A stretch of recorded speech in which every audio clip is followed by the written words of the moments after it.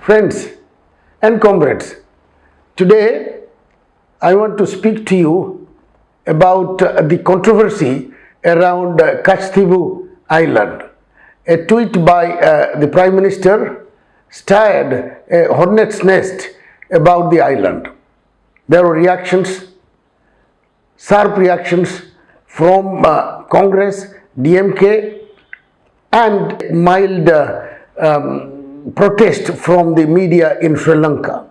What is the issue? Katchatheevu Island, a very small, tiny islet between India and Sri Lanka in the Pulk Strait. Hardly anybody lives there except a church which is run jointly by Indians and Sri Lankans with annual festival of believers. But the point is the Prime Minister reclaiming it? He only said that the Congress government carelessly gave it away as the new facts are revealing.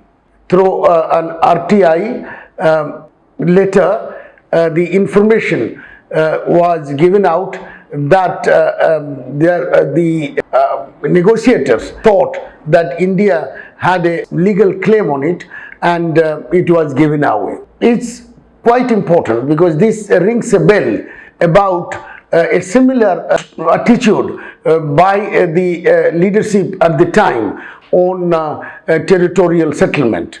I am referring particularly to the independent country of Tibet, which was given away by Nehru to Chinese without any reciprocal concessions. Of course, there are about 5,000 square kilometers of land still occupied by Chinese. Tibet was created as a buffer state by British India administration between India and China, and that buffer state is gone. Again, on negotiation on Aksai Chin, Nehru said in the parliament quite harshly that why should we bother about Aksai Chin? Not a blade of grass grows there. And then sarcastically, a member of parliament in Rajya Sabha, Mahabir Tyagi, retorted, pointing to his bald head, said that not a single hair exists on my head, but should I cut it off? Nehru said a similar thing.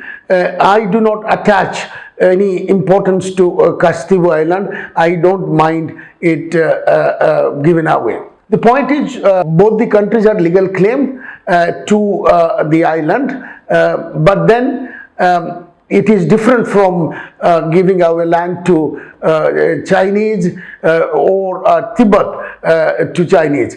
Sri Lanka is a friendly country, and this island was settled, the authority of island was settled through a negotiation and diplomacy.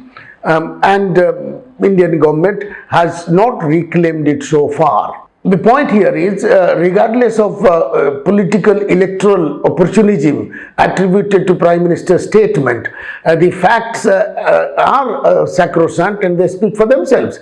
DMK is protesting that Chief Minister at that time was not in agreement with this decision. But again, the minutes of the meeting suggest that DMK chief was on board at that time.